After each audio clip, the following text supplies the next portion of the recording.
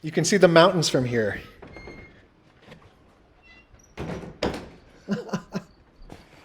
You should come visit. Oh, look at that. That is so different than the view you could see from my old place in the city, right? Very different in every way. We started looking for a place up here back when that first intense wave of COVID was strangling the city.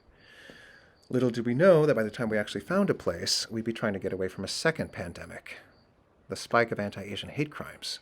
In the first few months of 2021 alone, there have been almost 3 times as many hate crimes than all of 2020. And that's just in New York City alone. I don't even have the words.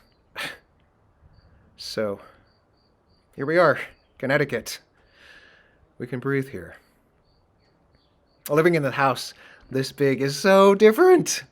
We didn't even know what to take. We didn't know what would fit. Like not in a spatial sense, but in a scenic sense. We left most of our things in storage back in the city to give ourselves some time to sort out, I don't know, our new aesthetic, I guess you could say. The one thing we did take out of storage was this table.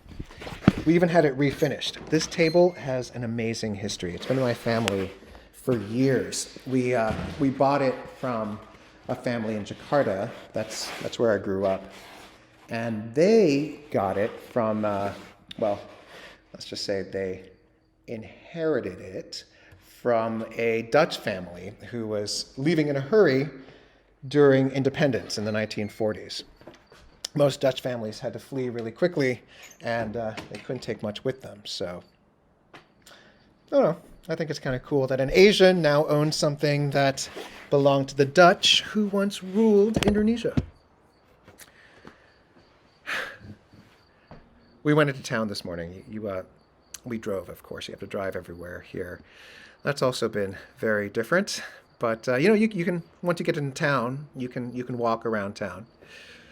Although that's very different too. I tell myself that I'm safer here, isolating myself up here. But when I go into town, I'm the only Asian face around.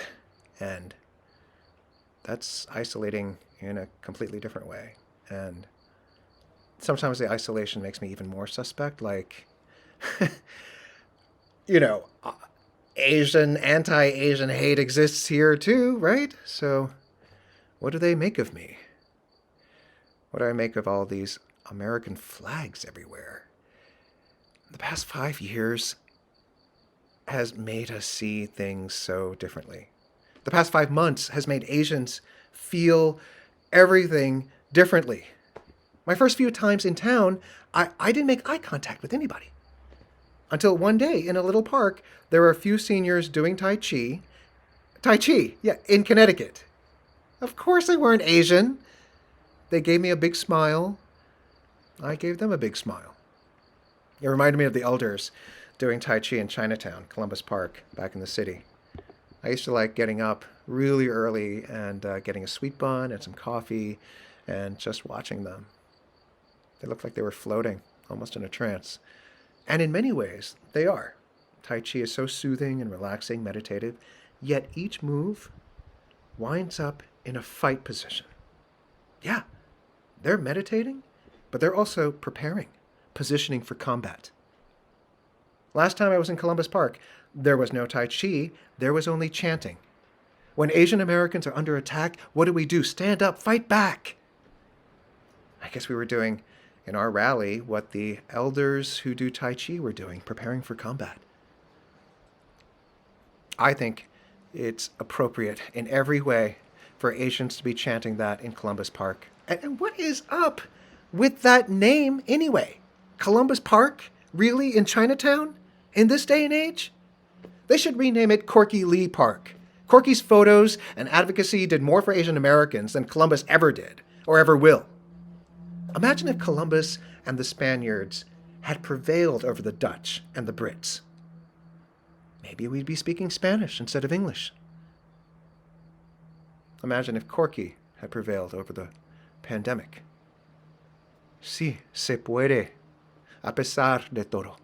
Yes, we can, despite it all. Damn you, COVID.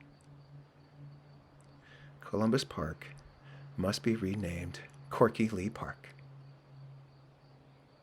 We Asians have to own it. Now. In every way. Now more than ever. It's funny. We moved here to get away from it all. But have we? Time will tell. So, I hope you can come up. I hope you can come up and visit sometime. You can see the mountains from here.